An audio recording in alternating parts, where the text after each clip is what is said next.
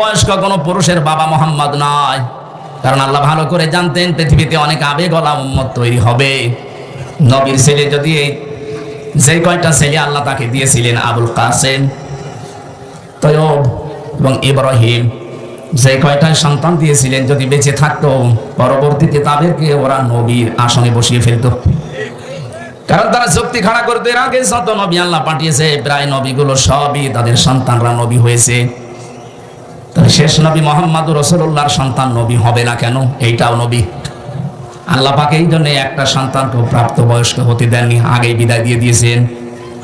আমার মনে হয় এই জায়গায় যদি আল্লাহ সিবিয়ান শব্দটা দিয়ে দিতেন, পৃথিবীর বহু কাফের আছে তারা কোরআনে কারিম নিয়ে যারা উল্টাপাল্টা ধারণা করে, ওরা এই জায়গায় রেজাল না দিয়ে সিবিয়ান দিলে ওরা কোরআনের ভুল ধরতো।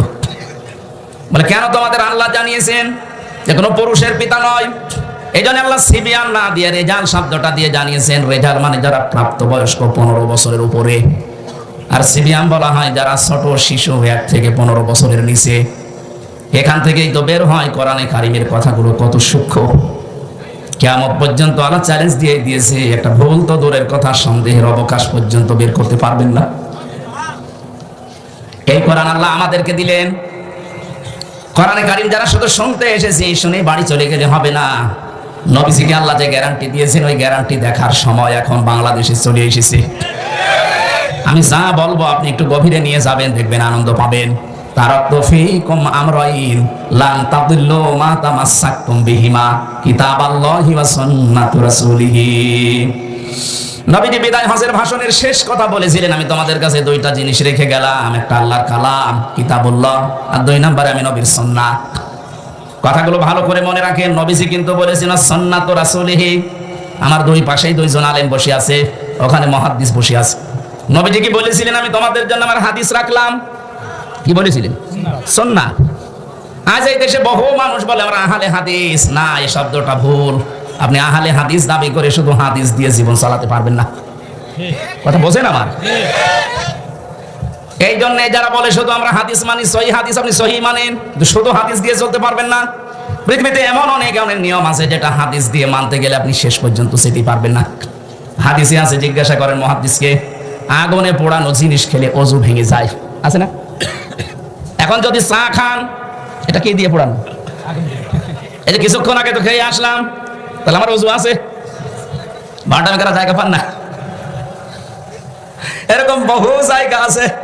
শুধু হাদিস মানি আমি, এই কথা যারা বলছেন আপনি বিভ্রান্তিতে আছেন। একটু চিন্তা ভাবনা করেন কোরআন হাদিস নিয়ে। আমরা শুধু আহলে হাদিস না, আমরা আহলে সুন্নাত ওয়াল জামাত। যদি এই শব্দটাকে কিছু গরম সুন্নি, ঠান্ডা সুন্নি, মিঠা সুন্নি এরা চুরি করে নিয়েছে, ওদেরকে সর্বোচ্চ বলা যায় ওরা আহলে বেদাত, আহলে সুন্নাত না। সুতরাং সুন্নি যদি দাবি করতে হয়, এই দেশে যারা আহলে সুন্নাত ওয়াল জামাত তারা দাবি করতে পারে। তারা সুন্নাতের জন্য মার খায়, তারা সুন্নাতের জন্য জেলে যায়, তারা সুন্নাতের জন্য ফাঁসির দড়ি গড়ায় নেয়। আর যারা সুন্নির ধ্বজাধারী, 3 দিন আগে দেখেছেন আমার তাহেরি ভাই পুলিশ দেখে পালিয়েছে। কিসের সুন্নি? এটা একটা ভণ্ড।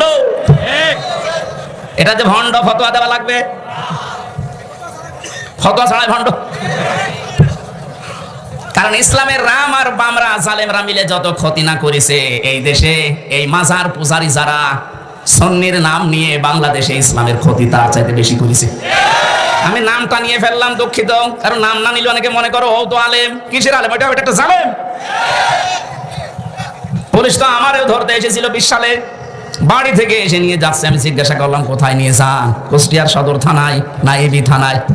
আমার বলছে না, জায়গা মতো। জায়গা মতো কোথায় বলা যাবে না। এরা কয়েক কিলোমিটার যাওয়ার পরে আমার চোখ খুলে দিল, আমার হাতের হ্যান্ডকাপ খুলে দিয়ে বলছে হুজুর মাফ করে দিয়ে। কোথায় নিয়ে যাচ্ছি? এবার বলছি ঢাকা। ঢাকা কোথায়? এইটা বলা যাবে না। পরবর্তীতে দেখলাম আমি মিনি আয়না ঘরে আছি। বেগটায় আমি যেতে পারিনি, মিনিটায় ছিলাম, ছোট যেটা। এখানে যে কষ্ট দেয়, বেগ যেটা বড় সেটা আয়না ঘর, এখানে যে কি কষ্ট দিয়েছে। এরপরও অনেকে লেডি ফেরাউনের প্রশংসা করে, ওর সাফাই গায়। মানুষ, আপনার উপরে তো ঝড় যায়নি। আপনার বাবা যদি ওই রকম আয়না ঘরে থাকতো 10 বছর, তখন টের পেতেন যে হাসি নাকি। আমি নামটা ধরে ফেললাম, ওনার নাম আমি মুখে আনতে চাই না, কারণ নামটা আমার কাছে ঘৃণিত হয়ে গেছে। হিটলারের নাম শুনলে যেমন আমার ভেতরে রাগ হয়, চেঙ্গিস খানের নাম শুনলে যেমন রাগ হয়, ইয়াজিদের নাম শুনলে যেমন রাগ হয়, ওর নাম শুনলে এরকম এখন মুসলমানদের রাগ হয়। আমি নিজে তো সাক্ষী, আমি দেখে এসেছি যে কাজ করেছি কি।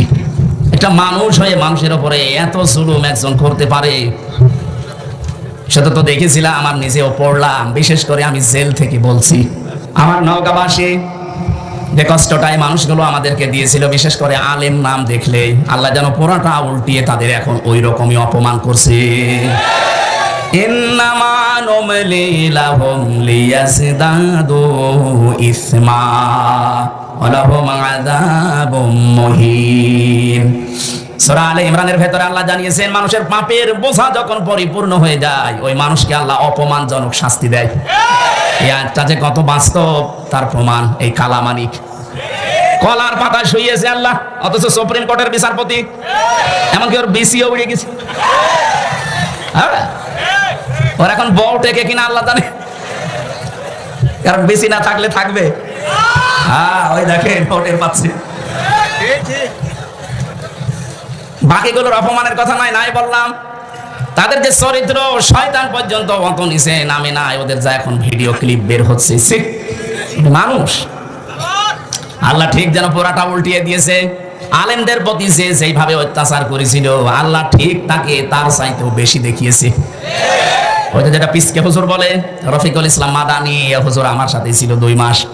ও আমার মাঝে মাঝে রাতের বেলা ঘুম ভেঙে গেলে গল্প শোনাতো।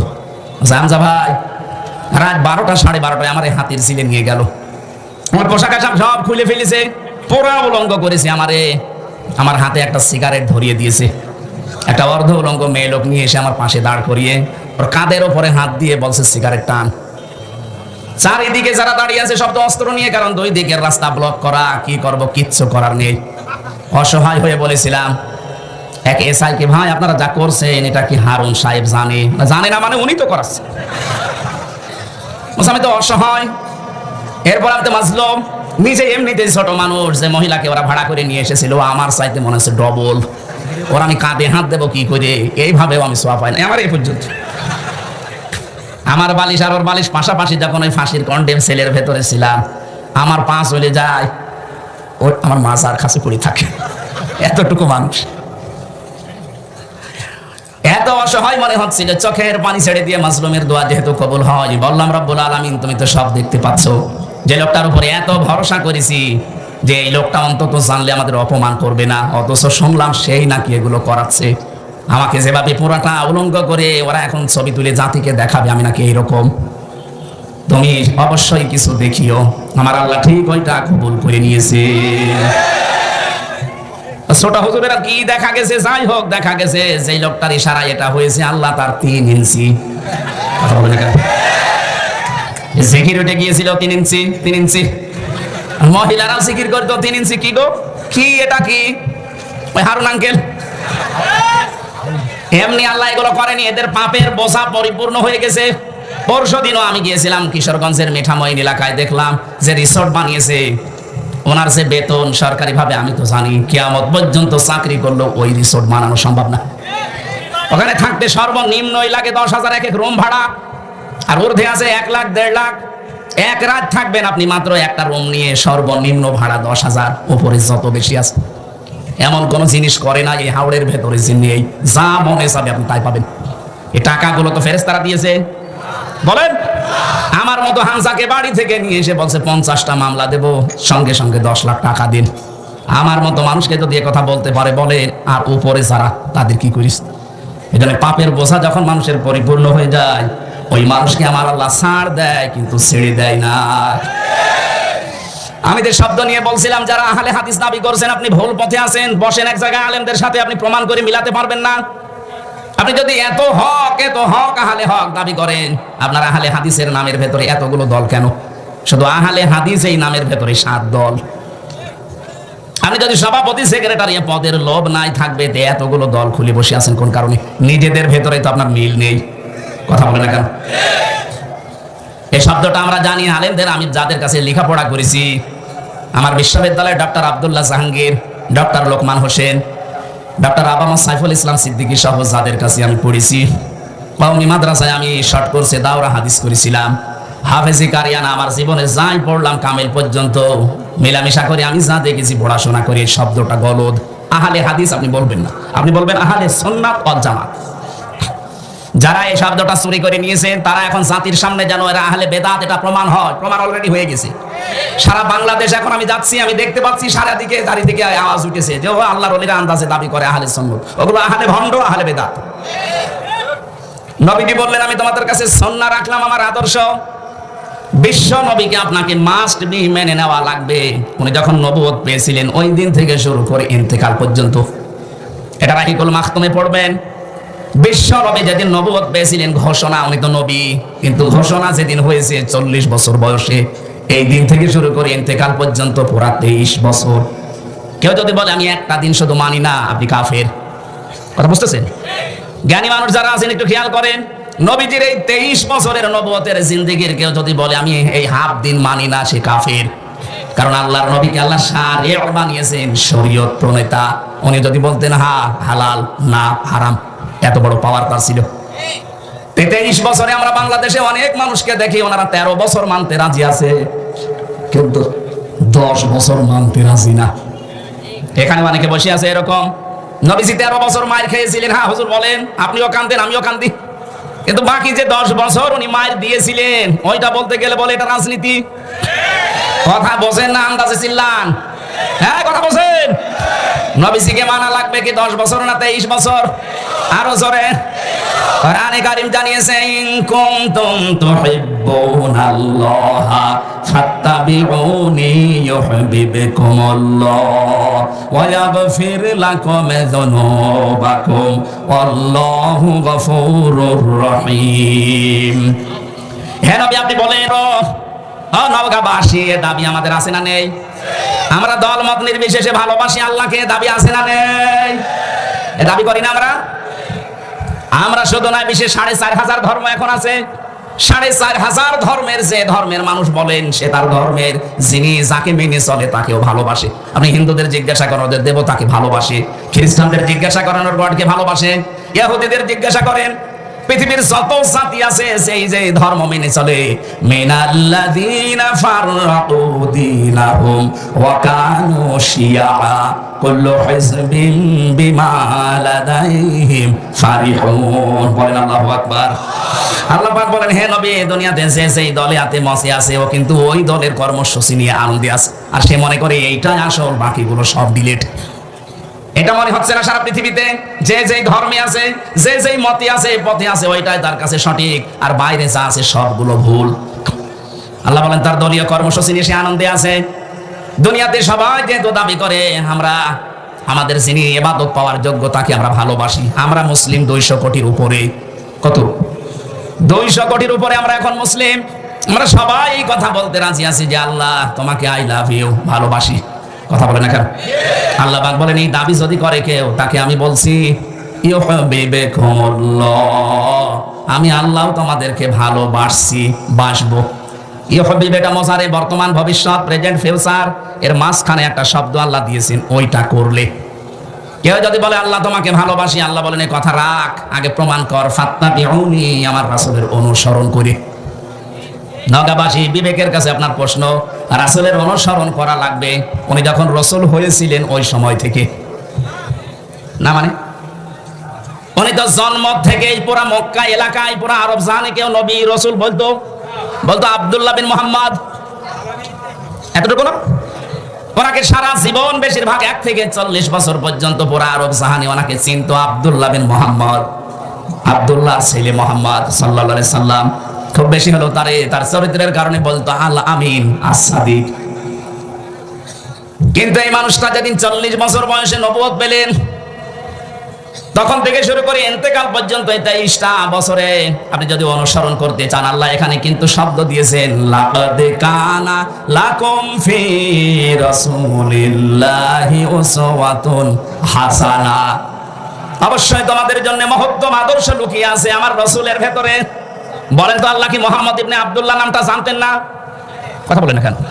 খুব ভালো করে খেয়াল করবেন, বাইরে যে আবার গিবত করবেন যে কি বললো বুঝলাম না, এই জন্য খেয়াল করতে বলছি। আল্লাহ কিন্তু ভালো করে জানতেন যে আমার নবীর নাম মুহাম্মদ ইবনে আব্দুল্লাহ। এই শব্দটা না দিয়ে ফি রাসূলিল্লাহ দিলেন কেন? কারণ তিনি 1 থেকে 40 বছর পর্যন্ত পুরো আরব জাহানে রাসূলুল্লাহ বলে পরিচিত ছিলেন না। উনি ছিলেন আল আমিন আস-সাদিক মুহাম্মদ বিন আব্দুল্লাহ। কথা ঠিক নেই? উনি যখন রাসূলুল্লাহ হয়ে গেলেন ওই দিন থেকে শুরু করে আপনাকে অনুসরণ আরম্ভ করা লাগবে। আল্লাহ বলেন আমার রাসূলের অনুসরণ করো, আমি 2টা জিনিস তোমাদেরকে দেব। 1 নাম্বার, আমি নিজেই তোদেরকে উল্টা করে ভালোবাসা আরম্ভ করব। শব্দটা আপনি বলেন তো আলেম, মুহাদ্দিস মানুষ বলেন তো ইউহিব্বুকুমুল্লাহ, এটা কি মোজারে নামাজি? অতীতের শব্দ আল্লাহ দেয়নি, মোজারে দিয়েছেন। এই জন্য এর ভেতরে 2টা কাল আছে, বর্তমান আছে আর ভবিষ্যৎ আছে। কেউ যদি সত্যি রাসূলুল্লাহকে অনুসরণ করা আরম্ভ করে, আল্লাহ তখন থেকে তাকে ভালোবাসা আরম্ভ করবে। তাহলে আমাদের অনুসরণ যদি এখন থেকে শুরু হয়, আল্লাহ আমাদেরকে এখন থেকে ভালোবাসা আরম্ভ করবে। আর আল্লাহ যদি কাউকে ভালোবাসে, আল্লাহ পাক বলেন আমি পুরস্কার দেব। ওয়া ইয়াগফির লাকুম যুনুবাকুম। ইয়াগফির এটাও মোজারে, বর্তমান ভবিষ্যৎ প্রেজেন্ট ফিউচারের ভেতরেও 2টা কাল।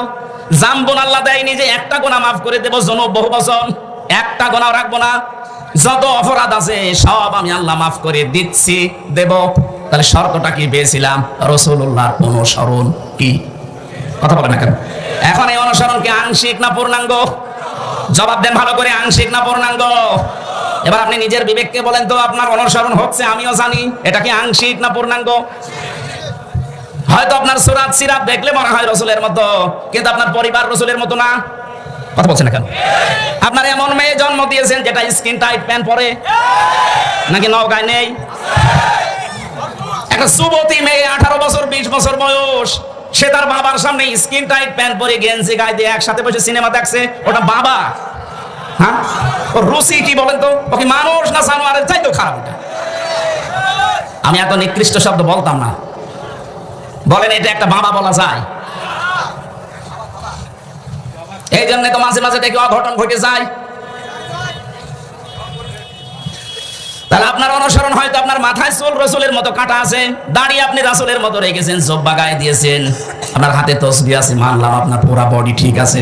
আপনার পরিবার ঠিক নেই, আপনার সমাজ ঠিক নেই, আপনার রাষ্ট্র ঠিক নেই, আপনি অর্থনীতি ঠিক নেই। অর্থনীতির যে এটা ইবাদত অনেকে জানেই না।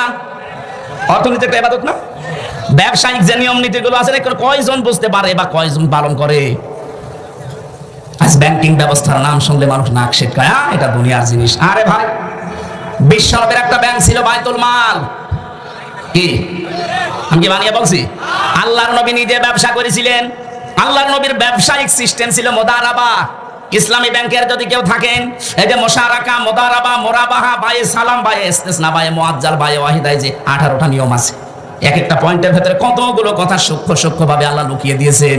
ওই জামানায় যারা কাফের তারা বলতো ব্যবসা আর সুদ ওই একই, অথচ আল্লাহ বলেন আমি ব্যবসাকে হালাল করেছি আর সুদকে হারাম করেছি। আজ আমাদের ব্যবসাগুলো সত্যি যাকাত ভিত্তিক অর্থনীতি না থাকার কারণে সুদ ভিত্তিক অর্থনীতির সাথে জড়িয়ে গেছে, যেখানে সুদ খেলে মায়ের সাথে জিনা করার গুনাহ হয়। এলাকায় আছে কিনা আমি জানি না, অনেকে টাকা ছেড়ে রাখে, মাসে মাসে 1000 টাকা দিলে 200 টাকা করে বেশি দেয়। এটা যে প্রকাশ্য সুদ আপনি কিন্তু নিজেও জানেন। কি আর সুদ খেলে কোরআন বলছে আল্লাহ রাসূলের সাথে যুদ্ধ করার শামিল। এটা বড় গুনাহ। আর ছোট গুনাহ হচ্ছে মায়ের সাথে 33 বার জিনা করা। এত ঘৃণিত কাজ কেউ করবে দুনিয়ায় বলেন? অথচ এখানে বহু টুপি মাথায় দেওয়া দাড়িওয়ালা মানুষ এই কাজ করে, টাকা ছেড়ে রাখে, টাকা আসে। এই কাজ যারা করছেন এক্ষুনি বাড়ি যে লাভের এই টাকা নেওয়া বন্ধ, আমি না খেয়ে মরে যাব, মায়ের সাথে জিনা করব না। কারা কারা এই টাকা ছেড়ে দেবেন হাত তোলেন তো। খুব আরামে আছে।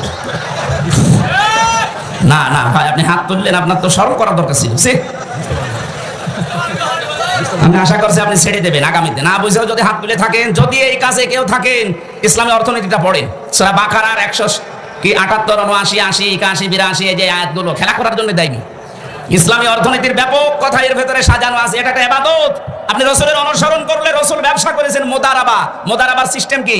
আমি টাকা দেব, আপনি শ্রম দেবেন। খাদিজা টাকা দিয়েছে, রাসূলুল্লাহ শ্রম দিয়েছে। এক কথা বলছেন না কেন? আপনি জিজ্ঞাসা করে দেখেন আলেমকে, খাদিজা টাকা দিয়েছে, রাসূলুল্লাহ শ্রম দিয়েছে। এইটাই মুদারাবা, এটা ইসলামী ব্যাংকে আছে। বাকি যে ব্যাংকগুলো আছে আপনি আবার রাগ করেন না, আপনারটা নেই, এই জন্য তো আমি বলছি না। আমি পাবো কোথায়? আমি কি জোর করে আপনার সাথে লাগাবো? আপনার ওখানে আছে প্রকাশ্য সুদ, বলেন ইসলামী ব্যাংকে? হ্যাঁ আছে। রাষ্ট্রীয়ভাবে যাকাত কায়েম না হওয়া পর্যন্ত এই দেশে কোনো ব্যাংক 100% সুদ থেকে মুক্ত হওয়া সম্ভব না। কিন্তু ইসলামী ব্যাংকে কারবার করার জন্য আমি আহ্বান জানাবো। এই কারণে আপনি যদি এদের শরিয়া বোর্ড আছে, এদের আলেম আছে, আলিয়া মাদ্রাসা, কওমি মাদ্রাসা, বিশ্ববিদ্যালয়ের বড় বড় স্কলার যারা, ইসলাম বোঝে যারা, মাসলা মাসাইল যারা উদ্ভাবন করতে পারে, এই মানুষগুলো এর সাথে জড়িয়ে আছে। চট্টগ্রামের কওমি মাদ্রাসার সবচাইতে বড় আলেম মাওলানা ওবায়দুল্লাহ হামজা। এই বাংলাদেশে কওমি মাদ্রাসার ভেতরে যদি 10 জন আলেম থাকে, উনি একজন। এই কথা বলছেন আমার? এই আলেমকে জিজ্ঞাসা করেন। ওবায়দুল্লাহ হামজা কত বড় মাপের আলেম। সাইয়্যিদ মাওলানা কামাল উদ্দিন জাফরি হাফিজাহুল্লাহ, বাংলাদেশে যদি 10 জন থাকে তার ভেতর উনি একজন। এই জন্য আপনি নির্দ্বিধায় ইসলামী ব্যাংকে চোখ কান বুঝে কাজ করবেন। যদি গোনা হয় ওদের হবে, কারণ যাকাত ভিত্তিক অর্থনীতি যতদিন কায়েম না হয় ততদিন আপনার অসুবিধা নেই। নবীজি নিজে 13 বছর মক্কায় নামাজ পড়িয়েছেন না পড়েননি? বলে না কেন? কিভাবে পড়লেন? কারণ তখনও তো কাবা শরীফের ভেতরে 360টা মূর্তি। উনি কি মূর্তির সামনে নিয়ে নামাজ পড়লেন না? মানে এবার আপনি বলেন তো, নবীজি নিজে 360টা মূর্তির সামনে নিয়ে কাবা শরীফে নামাজ পড়লেন, ওনার নামাজ হয়? হয়েছে এই কারণে, কারণ ওনার হাত ছিল না। উনি যে মূর্তিগুলো সরাবে ওই অবস্থায় উনি নেই। ওই নবী মদিনা থেকে রাষ্ট্র ক্ষমতা হাতে নিয়ে যখন ফিরে আসলেন, এবার আর মূর্তির সামনে নিয়ে নামাজ পড়ে নাই, নিজের হাতে হযরতে আলীকে সাথী করে ভেঙেছেন। আপনি ইসলামকে ওই জায়গায় আগে তুলে দেন। দেখেন এই দেশের ব্যাংকিং ব্যবস্থা, এই যে অগ্রণী, সোনালী, রূপালী, চৈতালি যত ব্যাংক আছে, একটাতেও সুদ থাকবে না, আমি গ্যারান্টি দিচ্ছি। বিশ্বের বহু মুসলিম দেশে আমি গিয়ে দেখেছি যেখানে সুদ নেই, তাদের ব্যাংক চলছে না? চলছে। তাদের যাকাত ভিত্তিক অর্থনীতি রাষ্ট্রীয়ভাবে আছে। আমাদের রাষ্ট্রীয় যাকাতের নিয়ম নীতি রাষ্ট্রীয়ভাবে সরকারিভাবে কায়েম করে দেন, 100 মধ্যে 4 আনা ওষুধ খেতে পারবে না। তাহলে এতদিন যতদিন কায়েম না হয় ততদিন আপনি তো কারবার করবেন, নামাজ পড়বেন না। মূর্তির সামনে নিয়ে তখন নামাজ পড়া লাগছে। সুতরাং যতদিন ইসলামের দেশে রাষ্ট্রীয়ভাবে কায়েম না হয় ততদিন আমার মনে হয় এই দেশে ইসলামী ব্যাংকের উপরে যেহেতু আর কিছু নেই, আপনি পাবেনও না। এই জন্য আমি একেবারে নির্দ্বিধায় বলতে পারি, আপনি এই জায়গায় কাজ কারবার করেন। রাসূলের অনুসরণ আংশিক করলে হবে না। বিশ্বনবী নিজে রাজনীতি করেছেন না করেননি? আপনি রাজনীতির কথা শুনলে খালি উল্টাপাল্টা দিকে যান। মানে আমার মনে হয় নবীজি যদি এখন বেঁচে থাকতো, শয়তান নবীজিকেও বলতো নবী মনে হয় ওই দলের। এই কথা বলেন না। আল্লাহর নবীর আন্তর্জাতিক যে নিয়ম নীতিগুলো ছিল আপনি ওইগুলো ফলো করেন। এখন যদি বলেন হ্যাঁ আপনারা করেন না, করবো কি করে? আমার 100 জনের মাত্র 15 জন মানুষ আমরা এই দেশে, 100 জনের 15 জন মানুষ আমরা এই দেশে রাষ্ট্রীয়ভাবে ইসলাম কায়েম হোক এটা চাই। এটা আগস্টের 5 তারিখের আগের বর্ণনা। এখন এই 3 মাস 10 দিনের রিপোর্ট পাল্টিয়ে গেছে। আল জাজিরা রিপোর্ট দিয়েছে বাংলাদেশে এখন 100 জনের 58 জন মানুষ চাচ্ছে এই দেশে কোরআন কায়েম হোক।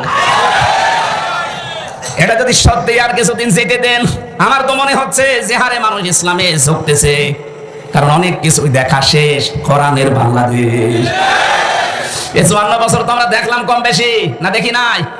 বলেন, বাবা চালিয়েছে, চাচা চালিয়েছে, কারো স্বামী চালিয়েছে, কারো বউ চালিয়েছে, আর আপাত চালাইলো।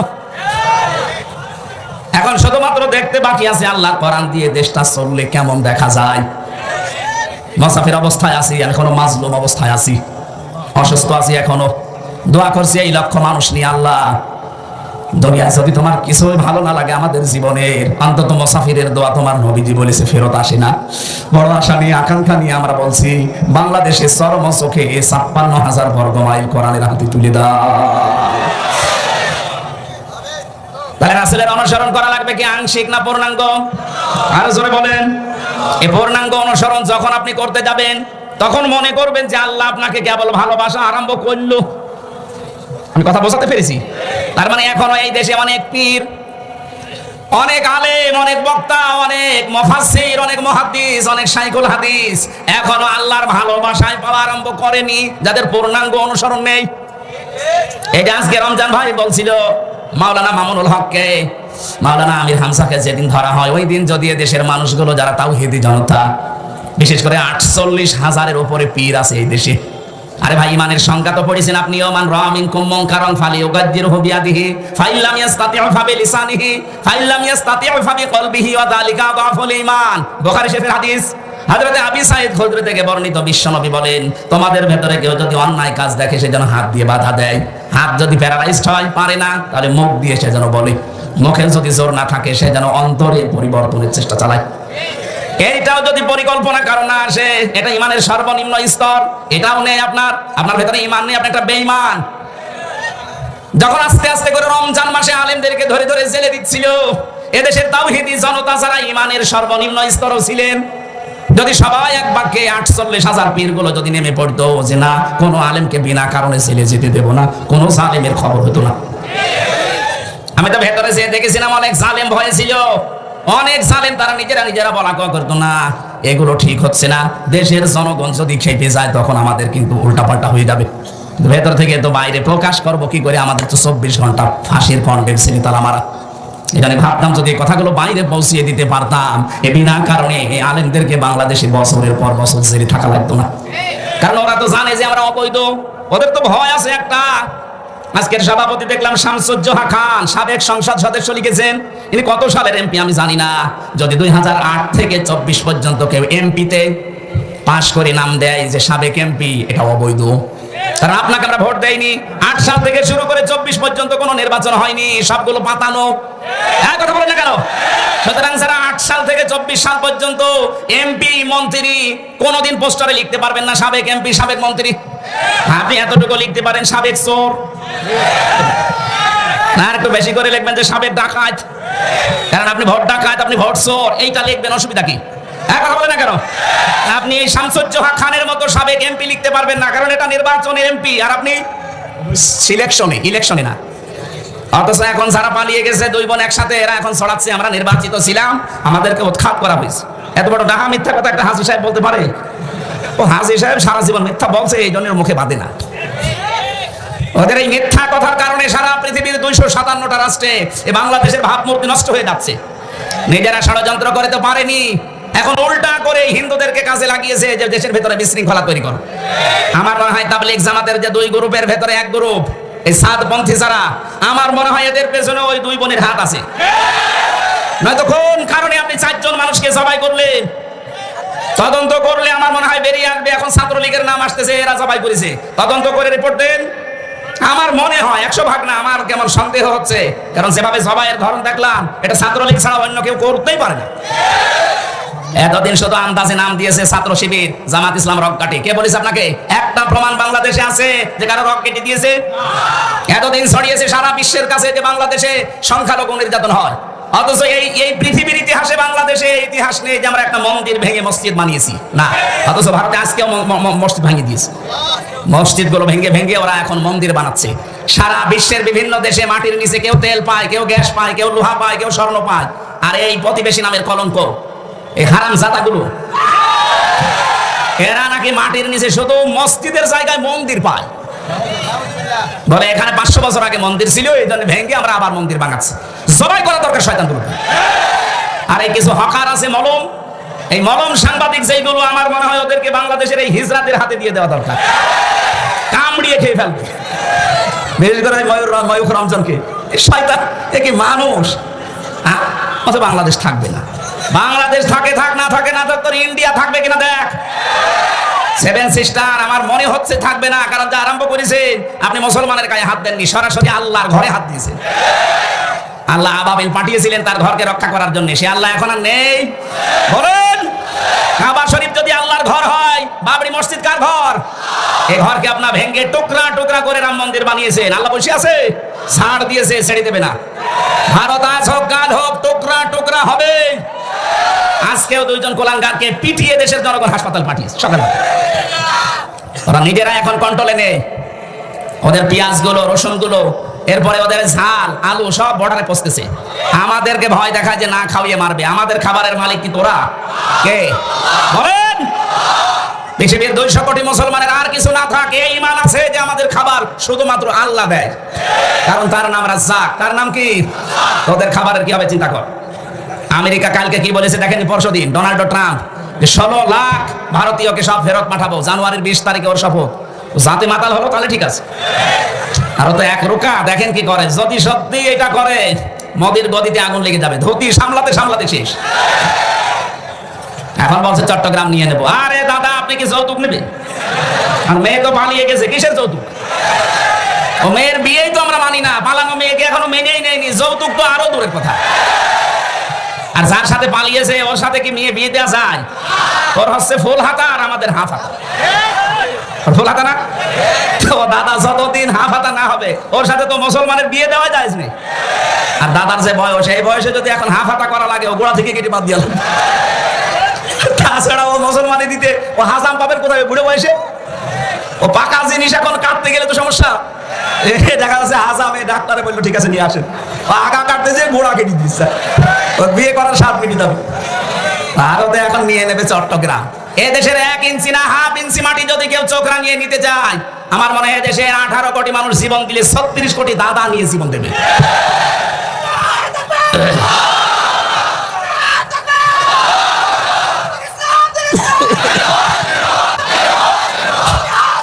আলহামদুলিল্লাহ ভাই, আমি যে কথাটা বলার জন্য পর্যন্ত নিয়ে এসেছিলাম, বিশ্ব নবীর অনুসরণ পুরা জীবনে যদি আমাদের থাকে, আমাদের আর চিন্তা নেই, কারণ আমাদের আখিরাত তৈরি হয়ে গেছে। পেছনের অপরাধ আল্লাহ মাফ করে দিয়ে আমাদেরকে আল্লাহ তার বানানো বাগান ওই জান্নাতে প্রবেশ করিয়ে দেবেন, বলেন আমিন। নওগাঁবাসী, বিশ্ব নবী যে 2টা জিনিস ছেড়ে গিয়েছিলেন, তার একটা আল্লাহর কিতাব, 2 নাম্বার তার সুন্নাহ। এখনো যদি সত্যি আমরা আঁকড়িয়ে ধরার সিদ্ধান্ত নিয়ে শক্ত মজবুত ভাবে ধরতে পারি, হাদিস পড়েছিলাম, নবীজি বলেন শেষ জামানায় তোমরা কোরআন আর হাদিসকে মাড়ির দাঁত দিয়ে শক্ত করে ধরবা। চিন্তা করলাম দাঁত তো সামনে আরো 32টা আছে, এগুলোর নাম নামে মাড়ির দাঁতের কথা বললেন কেন? ব্যাখ্যায় পড়েছি হাদিস, আমি বিস্তারিত বলতে গেলে সময় কভার হবে না, এই জন্য তাড়াতাড়ি করছি। নবীজি বোঝাতে চেয়েছেন যে মাড়ির দাঁত দিয়ে কোনো মানুষ কিছু ধরলে শক্ত করে ধরে। আজ আন্তর্জাতিক বিশ্বের যে চাপ, বিশেষ করে যে ষড়যন্ত্রের দাদারা আরম্ভ করেছে, বাংলাদেশে এখনো পর্যন্ত জালেমদের কিছু পেতাত্মা আছে, তারা যা আরম্ভ করেছে, এখান থেকে মুক্ত হওয়ার জন্য এই বাংলাদেশে এখন সবচাইতে বড় দায়িত্ব আল্লাহর কোরআন আর হাদিসকে মাড়ির দাঁতের মতো শক্ত করে আঁকড়িয়ে ধরা। আল্লাহ গ্যারান্টি দিয়েছেন, মা আনসালনা আলাইকাল কুরআনা লিতাশকা। কোরআন আমি তাশকার জন্য নাযিল করি নাই, আপনাকে বিপদে ফেলবে, কষ্ট দেবে না। আঁকড়িয়ে ধরেন, দেখেন আপনাকে আমি উপরে তুলে দেব। আল্লাহ জানেন এটা আঁকড়িয়ে ধরার মাধ্যমে সেখানে তোলার কথা ওই জায়গায় যেন আমাদেরকে তুলে দেয়, বলেন আমিন। আমি ওই রকমই আয়াত পড়েছিলাম আজকে, সূরা কাসাস। মুসা আলাইহিস সালামের জীবনে দিয়ে আল্লাহ আরম্ভ করেছেন, পৃথিবীর মানুষকে কিছু শিক্ষা আল্লাহ এখান থেকে দিতে চান। আল্লাহ বলেন তাসিম মিম, এর অর্থ কেউ জানে না। তিলকা আয়াতুল কিতাবিল মুবিন, এগুলো সব স্পষ্ট কিতাবের আয়াত। তাহলে কোরআন শরীফের প্রথম বর্ণনা এই যে কোরআন স্পষ্ট। কোরআন কি? যদিও আমাদের কাছে স্পষ্ট না, আমাদের অনেকের কাছে কোরআন স্পষ্ট। এই জন্য এই মাদ্রাসাগুলো আপনি এখানে আসেন, পড়েন। এখানে আমার মনে হয় বয়স্ক শিক্ষা আছে কিনা জানি না, এইটাও বিভিন্ন মাদ্রাসায় চালু করা দরকার। এই ছেলেরা মেয়েরা বয়স্ক শিক্ষা মাগরিব থেকে এসা পর্যন্ত, ফজরের পর থেকে যেহেতু কাজে কামে বেরিয়ে যান, মাগরিব থেকে এসা পর্যন্ত 1 ঘন্টা সময় দেন। এভাবে 1 দিন 2 দিন 1 মাস 2 মাস 5 মাস 1 বছরে দেখবেন আপনি কোরআনের অনেক কিছু আয়ত্ত করে ফেলেছেন। কোরআনে কারিম আল্লাহ আমাদেরকে দিয়েছেন স্পষ্ট আয়াত, আর আমরা এখনো পর্যন্ত কোরআনের কাছে না আসার কারণে এখনো অস্পষ্ট হয়ে আছে আমাদের কাছে। আমরা পূর্বের জামানার জীবনী পড়ি, যারা কোরআনের কাছে এসেছে ওই মানুষগুলো কোনোদিন আর গোপনে থাকে নাই। হযরত ওমর মুসলমান হয়েই বলেছিলেন, হে নবী, যে কোরআন শুনি আমি মুসলমান হলাম, সূরা তাহা। আপনি বলেন তো এটা কি সত্য? না, 100% সত্য। তিনি বলেছিলেন এই সত্য জিনিস আর গোপনে থাকবে না, আপনি আমাকে অনুমতি দেন, আমি এই মুহূর্তে কোরআনের পক্ষে একটা মিছিল করব। তিনি মুসলমান হয়ে ওপেন হতে চায়, আর আমরা মুসলমানেরা কোরআন পড়ে পড়ে আরো বলে যে হুজুর আমি গোপনে আছি। এটা টাটকা শয়তান। তুই কিসের কোরআন পড়ি যে গোপনে থাকবে? হযরত ওমর কোরআন পড়েই বলে আমি ওপেন হব, আর আমরা এমন কোরআন পড়ছি যে আমি গোপনে আছি। সে সময় যেহেতু চলে গেছে, এখন তো ওপেন হওয়ার সময়। কথা বলেন না কেন? আপনার এখন ওপেন হওয়ার সময়। আলহামদুলিল্লাহিল্লাযী আনসালা আলা আবদিহিল কিতাবা ওয়া লাম ইয়াজআল লাহু ইওয়াজা। সব প্রশংসা আল্লাহর জন্য, যিনি তার বান্দার প্রতি এমন একটা কিতাব দিয়েছেন যে কিতাবের ভেতরে কোনো বক্রতা নেই, কোনো গোপন কথা নেই, বাঁকা কথা নেই। যারা আজ মারিফতের কথা বলে বলে মানুষদেরকে মায়ের পথ দেখায়, নাম দিয়েছে মারিফত, অথচ দেখায় মায়ের পথ। কথা বলে না, ভাব ধরেছে উনি বুজুর্গ। কিসের বুজুর্গ? ওটা বেজির্গ। আপনাকে মারিফত বলতে কিছু নেই, এটা শব্দটা হচ্ছে উরফুন থেকে। আরাফা ইয়ারিফু মানে পরিচিত হওয়া। আরাফাতের ময়দানে যেহেতু আদম হাওয়া এসে পরিচিত হয়েছিলেন, জায়গাটার নামই হয়ে গেছে আরাফাতের ময়দান। আর ওই শব্দটাকে গোপন বিষয় বলে মানুষদেরকে কোরআন থেকে সরাতে চায়। এটা 1 শ্রেণীর মানুষের দেশে কাজ করছে। স্পষ্ট ভাবে বলছে কোরআনে কোনো গোপন কথা নেই, যা আছে সব ওপেন কথা। আর কিছু জিনিস যেটা আল্লাহ জানায়নি ওইটা বাদ। যেমন তহা, ইয়াসিন, তসিম, মিম, আলিফ, লাম, মিম এগুলো আল্লাহ বাড়ে আর কেউ জানে না। আর রাসূলুল্লাহকে আল্লাহ জানিয়েছেন, উনি আমাদেরকে বলেননি, ও পর্যন্ত যাবার দরকার নেই। কিন্তু বাকি যত আয়াত আছে কোনো আয়াত অস্পষ্ট না, সব স্পষ্ট। আপনি এর কাছে আসেন, বসেন, পড়েন, দেখবেন গভীরে যত যাবেন তত আনন্দ পাবেন। আমি কোরআনে কারিমের একটা আয়াত এই কয়েকদিন আগে চিন্তা ভাবনা করে আমার এই দৃষ্টিতে আমি আশ্চর্য হয়ে গেছি। সানুরিহিম আয়াতিনা ফিল আফাকি ওয়া ফি আনফুসিহিম। এটা সূরা হামিম সাজদার শেষের দিকে আছে।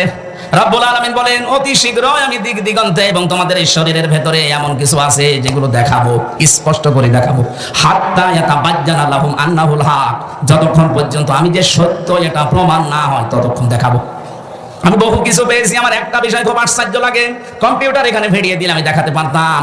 আল্লাহ যে ফতোয়া দিয়েছেন কোরআনে, ইন্নাল মুবাদ্দিরিনা কানু ইখওয়ানাশ শায়াতিন। আল্লাহ পাক বলেন যারা অপচয় করে তারা শয়তানের ভাই। এ ফতোয়া দিয়েই তিনি শেষ করেননি, তিনি নিজে এটা মেনেছেন আগে। আমাদের এই যে অফি আনফুসিহিম, তোমাদের শরীরের ভেতরেও দেখো, কি দেখবো? শরীরের ভেতরে দেখলাম এই যে খাবার খেয়ে আসলাম, এই খাবারগুলো দিয়ে নির্যাস যেটা, ওইটা দিয়ে পিত্ত রস তৈরি হয়, ওইটা দিয়ে বীর্য তৈরি হয়, ওইটা দিয়ে রক্ত তৈরি হয়, ওইটা দিয়ে আলাদাভাবে যখন রসগুলো বেরিয়ে যায়, কিছু দিয়ে পায়খানা, কিছু দিয়ে প্রস্রাব তৈরি হয়। কম্পিউটার ভেড়িয়ে খালি মানব দেহটা লিখবেন, দেখবেন মাথা থেকে শুরু করে পুরাটা এমনিতে সেজদা দিতে বাধ্য হবেন। আমি ওইটা মিলিয়ে দেখলাম আল্লাহ যে ফতোয়া দিল আমি অপচয় করি না। তাহলে পিত্ত রসটা কি করে? খাবার যতক্ষণ আপনার পেটে আছে, ওই পিত্ত রস যেটা দামি সব চাইতে, কারণ খাবারের নির্যাস দিয়ে তৈরি, ওটা ফোটা ফোটা ফোটা ফোটা পড়তে থাকে। খাবার যতক্ষণ আছে ওটা পড়লে খাবার হজম হয়, যতক্ষণ খাবার না থাকবে শেষ হয়ে যাবে। কারণ খাবার খাওয়ার 1 ঘন্টার ভেতরে পেটে আর খাবার থাকে না, ওটা টয়লেট হয়ে যায়। যতক্ষণ খাবার থাকবে ততক্ষণ পড়বে, খাবার নেই যেহেতু দামি জিনিস আর পড়বে না, তাহলে তো অপচয় হবে। আল্লাহ নিজের কথাই নিজে মানবেন না, এই জন্য অটোমেটিক আল্লাহটা বন্ধ করে দেয়। কালকে সুবহানাল্লাহ বলবেন। কোরআনের প্রতিটি শব্দ চিন্তা ভাবনা যদি করেন, যে কোনো শব্দ নিয়ে, অবশ্যই আল্লাহ আপনাকে ওই শব্দ দিয়ে জান্নাত পর্যন্ত নিয়ে যাবে। আমাদের দেশে এই সিস্টেমগুলো নেই, কোরআনের একটা গবেষণাগার নেই, অথচ লালন গবেষণাগার তৈরি হচ্ছে। কয় মন গাঁজা খেয়েছে ওইটা চিন্তা ভাবনা করে, একটা শব্দ নিয়ে কোরআনের আল্লাহ যেটা দিলেন, আফালা ইয়াতাদাব্বারুনাল কোরআন, কি হয়েছে তোদের? আমার কোরআন নিয়ে কেন চিন্তা ভাবনা করো না?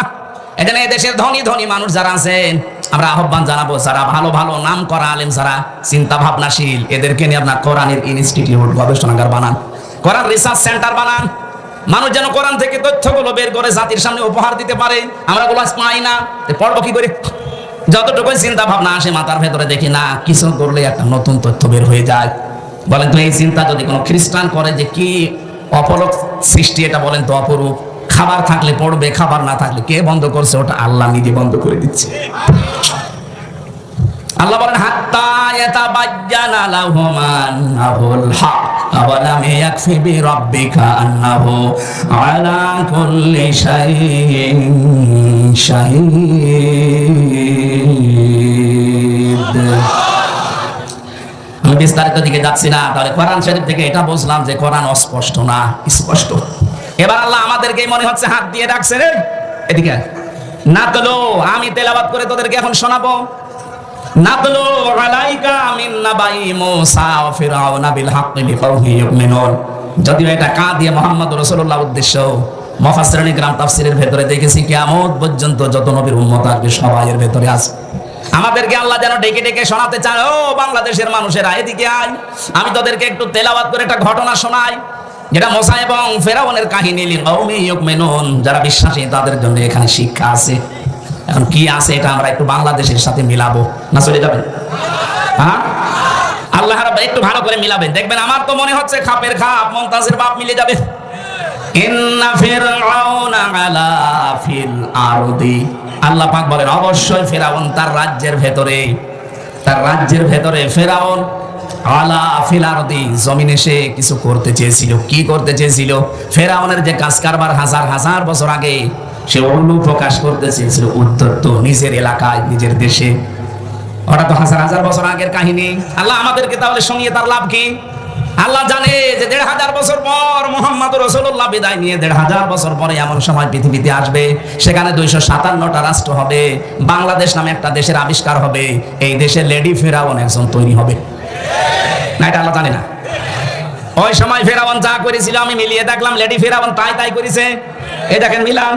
ওয়াজাআলা আহলাহা শিয়া, ফেরাউন ওই জামানায় তার জমিনের ভেতরে, তার দেশের ভেতরে মানুষদেরকে সে দলে বিদলে বিভক্ত করে করে ছোট ছোট দল বানিয়ে রেখেছিল।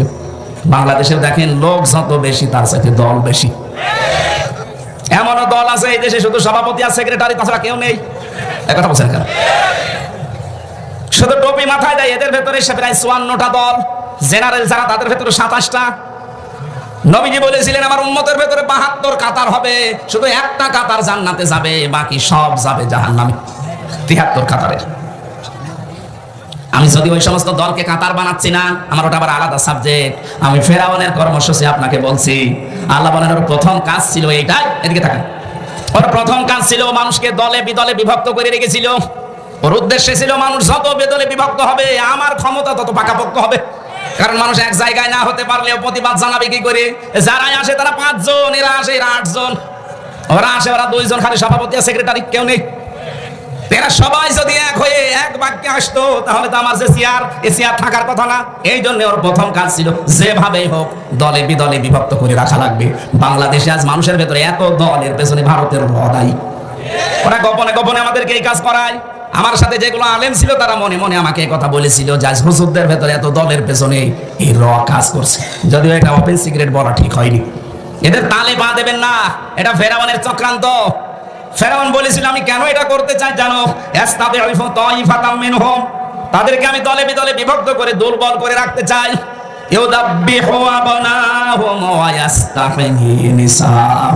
তাদের পুরুষদেরকে আমি মেরে ফেলতাম আর মেয়েদেরকে জীবিত রাখতাম। দুইটা অর্থ হতে পারে।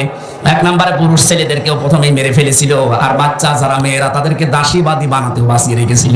দ্বিতীয় অর্থ পুরুষদের কর্মহীন করে দিয়েছিল, মেয়েদের কর্মসংস্থান বানিয়ে দিয়েছিল। এটা ফেরাউনের কাজ। আপনি দেখেন দ্বিতীয় অর্থটা বাংলাদেশে মিলে যাবে। কত পুরুষ মানুষ আইএ বিএ পাস করে বসে আছে, চাকরি নেই। মেয়েটা ম্যাট্রিক ফেল, তার 3 জায়গায় চাকরি। কথা বলছেন না কেন? এটা ফেরাউনের চক্রান্ত। কারণ মেয়েরা যেখানে সময় বেশি দেয় তার সাথে মহব্বত ভালোবাসা বেশি হয়, এইটাই নিয়ম। ও স্বামীর সাথে থাকে 4 ঘন্টা, আর বসের সাথে থাকে 18 ঘন্টা। এরকম পরিবেশ বাংলাদেশে ছিল না, এখন আছে। এটা পাল্টাতে হবে। মেয়েদের অভ্যাসই এটা, যার সাথে সময় বেশি কাটাবে তার সাথে মহব্বত বেশি হবে। এজন্য অনেকের স্বামী বিদেশ চলে যায়, তখন ওর পাশের বাড়ির সলিমদ্দির সাথে ওর দেবরের সাথে সময় বেশি কাটানো লাগে। মহব্বত স্বামীর চাইতে পাশের বাড়ির সলিমদ্দির সাথে বেশি হয়। আপনাদেরকে একটা কথা বলছি, জীবনেও কোনোদিন বিবাহিত মেয়ে লোক বা ভাবি, প্রতিবেশীর স্ত্রী, এদের সাথে ভুল করে লাইন করতে যাবেন না। কারণ আপনি না পারবেন তাকে বিয়ে করতে, না পারবেন কষ্ট সহ্য করতে। কি কথা বলছেন এখানে? হ্যাঁ, অবিবাহিত কোনো মেয়ে লোক যদি অসহায়, বিধবা অথবা স্বামী পরিত্যক্তা, এরকম মেয়ে লোক ভালো লাগে বিয়ে করে ফেলেন। কিন্তু সাবধান, পাশের বাড়ির ভাবির সাথে অথবা প্রতিবেশীর স্ত্রীর সাথে অথবা বিবাহিত কোনো মহিলার সাথে লাইন করতে যাবেন না। কারণ তার স্বামী যতদিন না ছাড়বে আপনি বিয়ে করতে পারবেন না। আর বিয়ে করতে না পারলে যতদিন আপনি লাইনে থাকবেন শুধু কষ্ট পাবেন। এইরকম লাইনে যারা আছেন আজকে থেকেই তাওবা করবেন যে না, আমি এক্ষুনি ওই ভাবির মোবাইল নাম্বার ডিলিট করে দেব। কারা কারা পারবেন হাত তোলেন। 2-1 মুরব্বী হাত তুলেছে। ওর তো মতি দাদার মতো অবস্থা, ওর হাত তোলার দরকার কি? না, সম্মানিত মা বোনেরা, মেয়েরা এসেছে, মেয়েরা সম্মানিত মা বোনেরা, এটা শুধু পুরুষের জন্য না, এটা মহিলাদের জন্য। নারী পুরুষ এই জেনা, বিশেষ করে চোখের জেনা আর মনের জেনা, এই 2টা জেনা থেকে যদি আমরা বাঁচতে চাই তাহলে 2টা ঔষধ খাওয়া লাগবে। সূরা নূর 18 নম্বর পারা 12 নম্বর পৃষ্ঠা 7 নম্বর লাইনের 30 নম্বর আয়াত। এটা অকুল্লিল মুমিনিনা ইয়াগুদ্দু মিন আবসারিহিম ওয়া ইয়াহফাযু ফুরুজাহুম যালিকা আযকা লাহুম। আমি সহ যারা এখানে আছি, নারী হোক আর পুরুষ হোক, মাত্র 15 দিন এই ঔষধটা খাবেন। এলাপতি, হোমিওপ্যাথি না গাছগাছড়া, আল্লাহর নিজের বানানো ঔষধ। আল্লাহ বলেন মুমিন পুরুষদেরকে এবং মুমিন নারীদেরকে বলে দেন তারা যেন পর নারী পর পুরুষ থেকে প্রথমে তাদের চক্ষু নিম্নগামী করে। 14 জন পুরুষ আর 14 জন মহিলা বাদ দিয়ে যার সামনে যত কিছু পড়বে আল্লাহর ঔষধ আজকে থেকে খাওয়া লাগবে। এই যে আজকে মহিলারা এসেছে, এরাও যদি সামনে পড়ে যায়, ওটা যদি আপনার মা হয় আপন মা, যদি খালা হয় আপন খালা, যদি নিজের বোন হয় আপন বোন, নিজের মেয়ে হয় আপন মেয়ে, নিজের ফুফু হয়, নিজের পুত্রবধূ হয়। এরকম 14 জন মহিলা এবং 14 জন পুরুষ, বাবা, ছেলে, নিজের আপন ভাইয়ের ছেলে, আপন বোনের ছেলে, নিজের মেয়ের জামাই, এরকম 14 জন পুরুষ 14 জন মহিলা বাদ দিয়ে সামনে যেই পড়বে সঙ্গে সঙ্গে আল্লাহর কথা মনে করে চোখ নিচের দিকে করবে। যদিও শয়তান ওদেরকে জাল হিসাবে রাখবে, তারপরও শক্ত কন্ট্রোল করে নিজেকে। 2 নম্বরে লজ্জা স্থানের হেফাজত করা। ইল্লা আলা আজওয়াজিহিম আও মা মালাকাত আইমানুহুম ফাইন্নাহুম গায়রু মালুমিন। আল্লাহ পাক বলেন নিজের জায়েজ স্ত্রী ছাড়া অন্য কোন কারোর স্ত্রী কামনা করাই জায়েজ, করা না, শেষে হস্যাই আছে, করাই জায়েজ নেই। অথচ যারা আজ পরকীয়া প্রেম করছি বলে এক জিনিস আর আমি কতদিন কি করবো, এই জন্য অন্য জায়গায় লাইন করেছি। আপনি যদি এই কথা বলেন তো আপনার বউ তো এই কথা বলতে পারে যে ও সাতায় এক জিনিস আর কর দিন, আমি আর এক জায়গায় করি। এই যে নিজের স্ত্রীর প্রতি আজ আকর্ষণ নেই, অন্যের বউ দেখলেই কেমন যেন আকর্ষণ হয়, ভালো লাগে, এমনি না। এই কারণে, কারণ আমার লজ্জা স্থান এবং চোখের হেফাজত নেই, এই জন্য অন্যের বউ দেখলে খুব ভালো লাগে, নিজেরটা দেখলে আর ভালো লাগে না। খালি 15 দিনে ঔষধ খাবেন, 15 দিন দেখবেন নিজের স্ত্রীর প্রতি আকর্ষণ বাড়বে, নিজের স্ত্রীর প্রতি চাহিদা বাড়বে। পৃথিবীর অন্য কোনো মহিলা যত সুন্দর হোক দেখলে আপনার কাছে আর ভালো লাগবে না। এই ঔষধটা খাওয়া যাবে না, এক কথা বলে না কেন? ফেরাউন যা করেছিল, মেয়েদেরকে কর্মসংস্থান দিত আর পুরুষদেরকে অকর্মা করে রাখতো। এই লেডি ফেরাউন তাই করেছিল। মানুষকে বোঝাতো যে আমরা সমান অধিকার দিতে চাই, এদিকে যে জারজের কারখানা তৈরি হচ্ছে ওটের পাচ্ছে। নিজের ছেলে বিয়ে দিয়েছে খ্রিস্টান মহিলার সাথে, বলে আহলে কিতাব। কিসের আহলে কিতাব? পৃথিবীতে শুধু মুসলমান ছাড়া বাকি যা আছে সবগুলো কাফের। সে ইহুদি হোক, খ্রিস্টান হোক, বৌদ্ধ হোক, হিন্দু হোক, মাজুসি হোক, সব কাফের। আপনি যদি প্রমাণ করতে পারেন যে ওরা মুসলমান, কারণ কোরআন আসার পরে সবগুলো ডিলিট হয়ে গেছে, আর বলে না উনি আহলে কিতাবের মেয়েদের বিয়ে করেছে, ভণ্ডামি করার জায়গা পান না। ওর পাশে যারা থাকতো তারা ওকে বোঝাইতো আপনার অসুবিধা নেই, খ্রিস্টান মেয়ে তাতে কি হতো, আহলে কিতাব। আমি এই কথা সিঙ্গাপুরে বলেছিলাম, এই কারণে আমার উপর ওদের রাগ, আমাদেরকে কাফের বললো। আরে ভাই, কাফেরকে কাফের বলবো, অসুবিধা কি? এজন্য আমার আর জাতি দেয় না, আমার মতো এই লোকের চেহারা বর্ণনারও ঢুকতে দেয় না। সত্য কথা বলতে সে নিজের দেশ হোক, আর সিঙ্গাপুর হোক, মালয়েশিয়া হোক, আর আমেরিকা হোক, কোন জায়গায় আমি পিছপা হয়নি, কোনোদিন হব না। এটা যদি সিঙ্গাপুরে মরণের আগে চিঠি না দেয় আমার কোনো দরকার নেই, কিন্তু সত্যটা তো জানা লাগবে যে কাফের, আপনি কাফের। ইমান ভাঙার 10টা কারণ আছে না হুজুর? তার ভেতরে 7 নাম্বার কারণ, কাফেরকে কেউ যদি কাফের মনে না করে সেও কাফের। এক কথা বলেন না কেন? আপনি কাফের, আপনাকে আমি কাফের বলবো না মুসলমান বলে আমি কি আমার ইমান হারাবো? আল্লাহ পাক বলেন ইন্নাহু কানা মিনাল মুফসিদিন, ও ফাসাদ সৃষ্টিকারী ছিল। এবার আল্লাহ আমার তার নিজের আশা ব্যক্ত করছেন, ফেরাউন তো এই কাজ করেছিল। ওয়া নুরিদু আন্নামুন্না আলাল্লাযিনা ইসতাদঈফু ফিল আরদি ওয়া নাজআলাহুম আইম্মাতাও ওয়া নাজআলাহুমুল ওয়ারিসিন। আমি আল্লাহ একটা আলাদা ইচ্ছা করলাম। আমার ইচ্ছা কি? ফেরাউন যেই দলটাকে কোণঠাসা করে রেখেছিল, এই যে হাজার হাজার দলে বিভক্ত করে একটা দলকেও টার্গেট করে কোণঠাসা করে রেখেছিল, অত্যাচার জুলুম নির্যাতন করে ছোট করে রেখেছিল, ওই দলটা মুসা নবীর দল।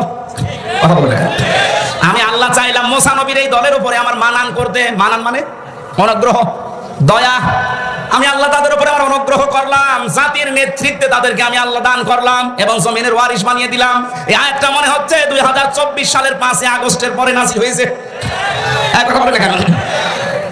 এত বছর যাদেরকে মিথ্যা তহমত দিয়ে উল্টাপাল্টা কথা দিয়ে আপনি কণ্ঠাসা করে রেখেছিলেন জাতির কাছ থেকে, নিজেরাই রাজাকারের তালিকা বানিয়েছেন 10,000, সেখানে 8,060 জন হচ্ছে আওয়ামী লীগের, মাত্র 37 জন জামাত ইসলামের, তারপরও প্রায় 13 জন মরে গেছে।